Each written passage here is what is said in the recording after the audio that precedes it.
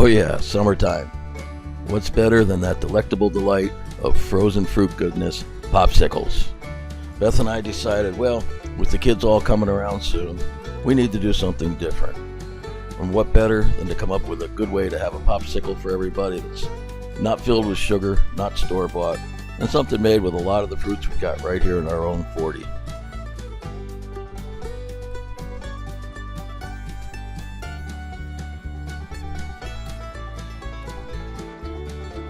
So the first thing we did, put our heads together, headed down to the local Dollar Tree. And sure enough, there they were. $1 each, 3 ounces in each compartment, 12 of the greatest little best popsicle molds we could find. So the next step, now that we had the popsicle molds, what do we fill them with? Well, we searched around in the pantry and we knew what we had.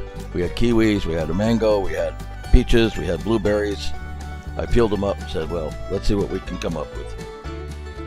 So I ended up with 2 peeled kiwis, a mango, and 2 peaches put together, which gave me a little over a cup, and about 2 cups of blueberries.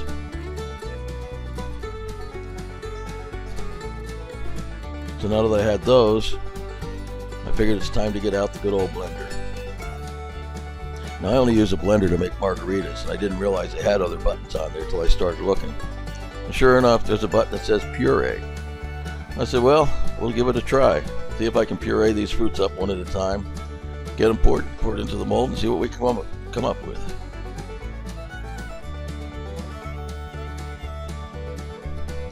Figuring it wasn't going to work, I said, well, let me push the button and see what happens. And there you go, to my surprise, less than 10 seconds, I pureed up 2 nice kiwis, and they were ready to pour.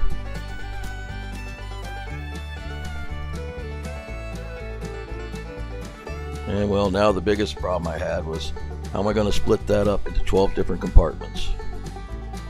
I figured, well, just a little at a time, and we'll go for it. So I did.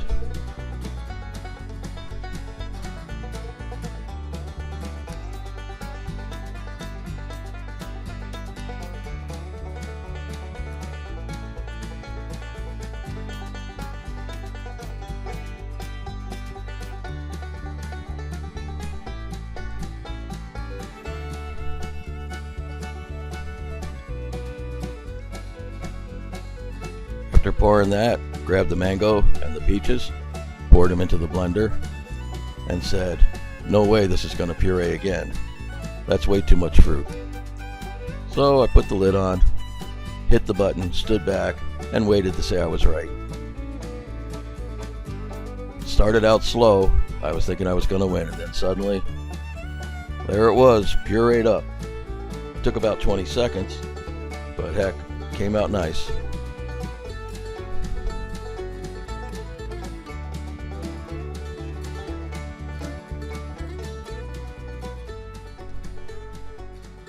So I started pouring those in as best I could, evening it out. And it even set up in a layer, which I was happy to see. They didn't blend together, and there was a definite layer of kiwi and a definite layer of the mango peach mixture. So, grabbed 1 cup of blueberries. I didn't know how many blueberries a cup would make as far as a pureed liquid, so I started with 1 cup. Turned out I was going to need 2. I said, well, if it pureed everything else, it'll puree this. And sure enough, it did.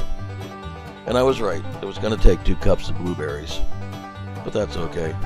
I've got nowhere else to go today.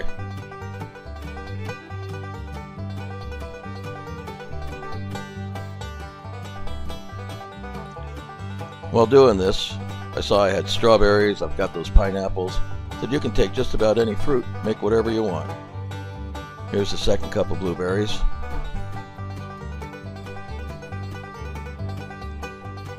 And they pureed up nicely too.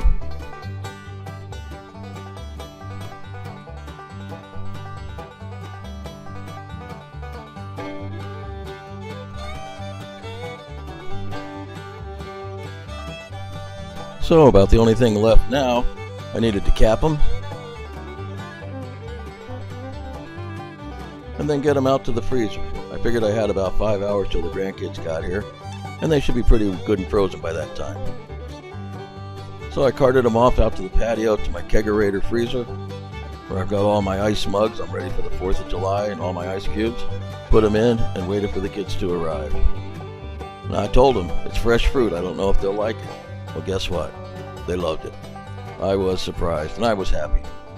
My efforts didn't go wasted. They did enjoy them. So there you go. An easy, quick treat with just whatever fruit you have around the house, and a nice way to spend the 4th of July.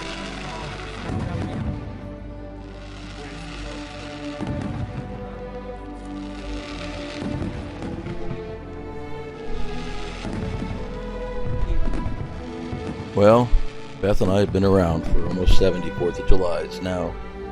I've been here for most, and overseas protecting our country, our people, and our freedom for way too many. July 4th, 1976. I was standing in the World Trade Center in New York for our bicentennial. I watched, standing with people of all races together, filled with pride, as the tall ships entered New York Harbor and sailed up the Hudson River. All of us unaware of the fate lying ahead in just 25 short years. July 4th, 1996, I was attending to the families of my fallen comrades after our squadron fell victim to a terrorist bomb when 19 lives perished and 400 more were injured in the Khobar Tower bombing in Dhahran, Saudi Arabia on June 25th, 1996, just 25 short years ago this year. We don't want to see our grandchildren growing up in a world split by politics and fake news, run by feeble leaders and inept laughing assistants, where decisions are being made by minions whose only thoughts are to gain their own re-elections. This July 4th, think about this and remember, we are a united country, not to be swayed by politicians who want to take away our freedoms, rid us of police protection, and allow us to become a country overrun with people who do not legally belong here, who we are supporting with our own tax dollars.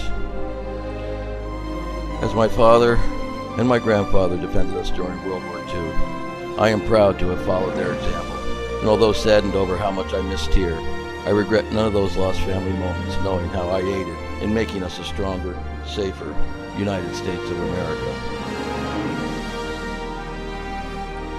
We will get through this politically driven, tense time in our history, and we will learn from it, and it will make us stronger. So from Beth and I, we wish you a safe, blessed 4th of July, and thanks for joining us today on Homestead Healthy.